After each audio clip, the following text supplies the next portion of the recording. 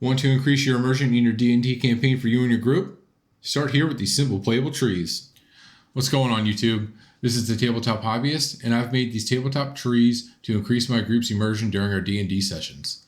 I've taken a few points of inspiration from other crafters I watch on YouTube, and I've combined those ideas into something my group enjoys and is easy to make. So let's get into it. Let's get started with the material list. You can get most of these items from craft and hobby stores and some from big box stores.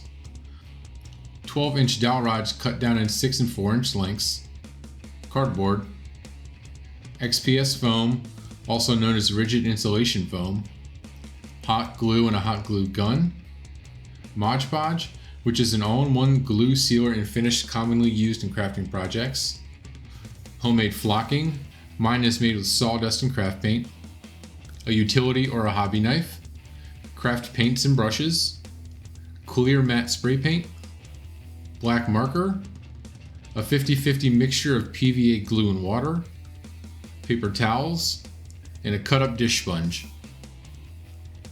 I start off by cutting the 12-inch dowel rods down to 6 and 4-inch lengths. This allows me to have several different heights of trees to use.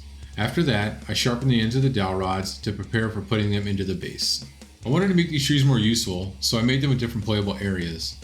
To do that, I draw out each area of the tree using black marker on cardboard. This is an area where players or the DM can place their minis during play.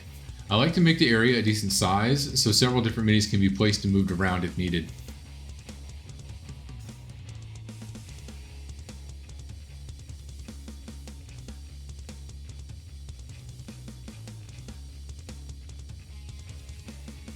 Now I start to draw the base with a marker on the XPS foam. I like to use the XPS foam because it allows me flexibility when modeling, as I can get a very organic looking base.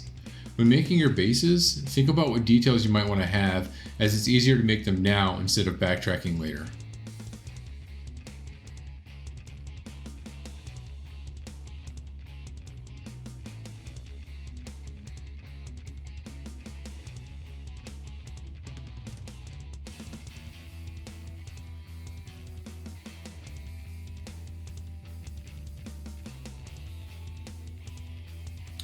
Here I am making black Mod Podge.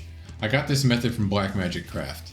It's used to base coat projects and help protect the different materials. This is very simple to make. I use black craft paint and Mod Podge in a 60-40 mixture. I mix them in a cup and apply them to all surfaces using a chip brush.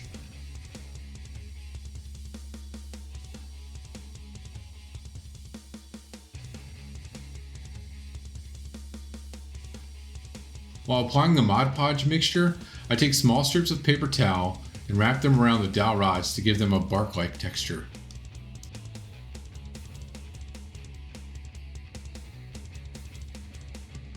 I use hot glue to adhere the dowel rods to the base and cardboard. Be careful not to use too much glue in the base, as the heat from the glue could melt the XPS foam.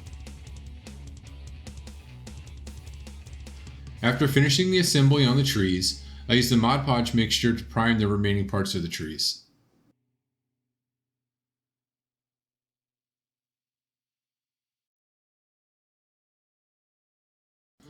Now I paint the different rocky areas of each base. I use gray paint and a flat brush to paint the different areas.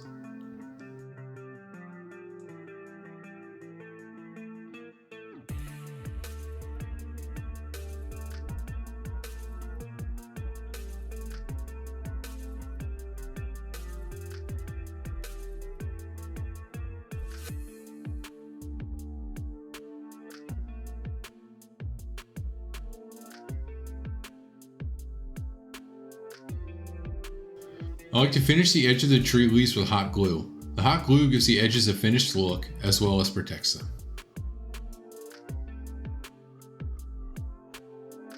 I add hot glue to the tops of the playable areas to give the appearance of tree branches and to add a little bit of extra detail. I take the hot glue and start from the trunk of the base and extend outward using random streaks of glue.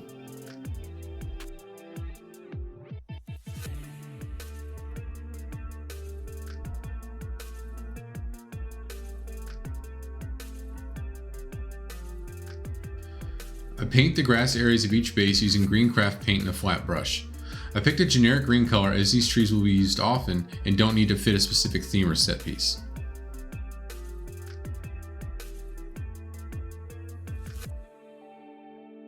I paint each tree trunk using brown paint.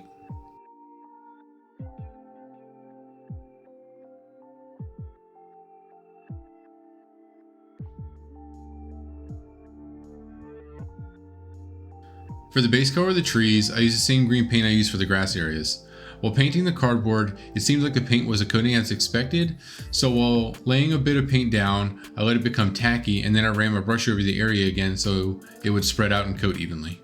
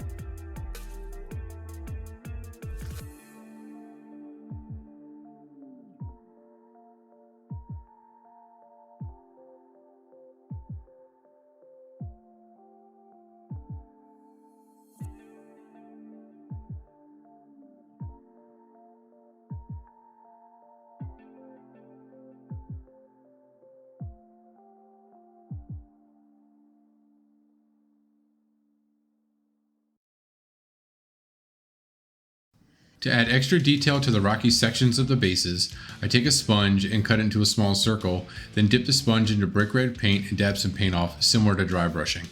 I dab the paint onto different rocky areas in random spots in order to attempt natural variations in the rock. If your sponge has its different sides, use each side to create even more texture.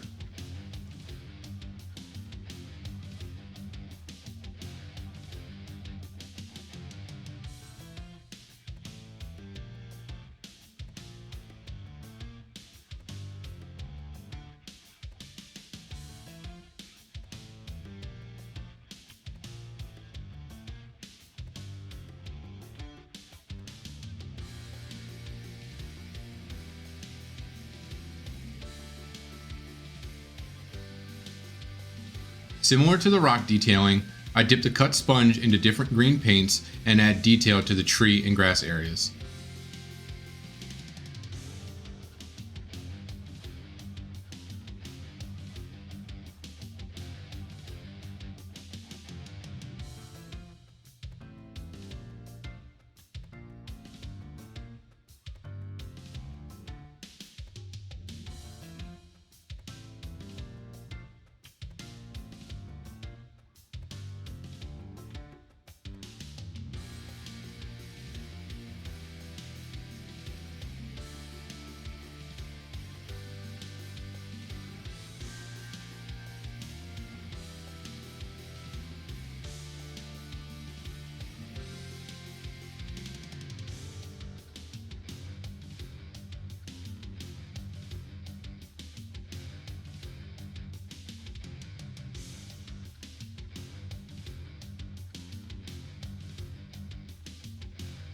After finishing the grass and tree detail stippling, I add brown paint to the hot glue detailing from earlier to make tree branches.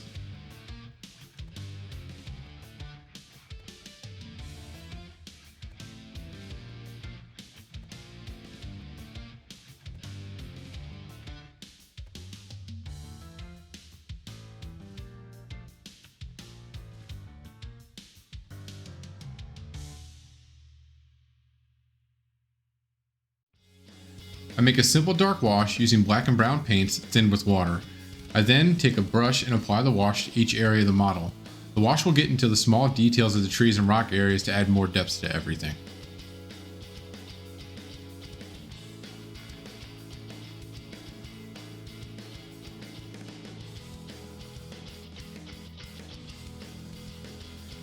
So at this point, these trees are now ready to be used in your games. They look good and should serve you well. But if you want to add a little bit of extra detail, you can add some flocking to the bases. I use homemade flocking in a mixture of PVA glue and water. I apply a coat of the glue mix to the grass areas of the bases, and then use dark green flocking in random areas to try to create different grass patches. I then coat the remaining area in light green flocking. Once dried, I knock off the loose flocking and then seal the entire piece in clear matte spray paint.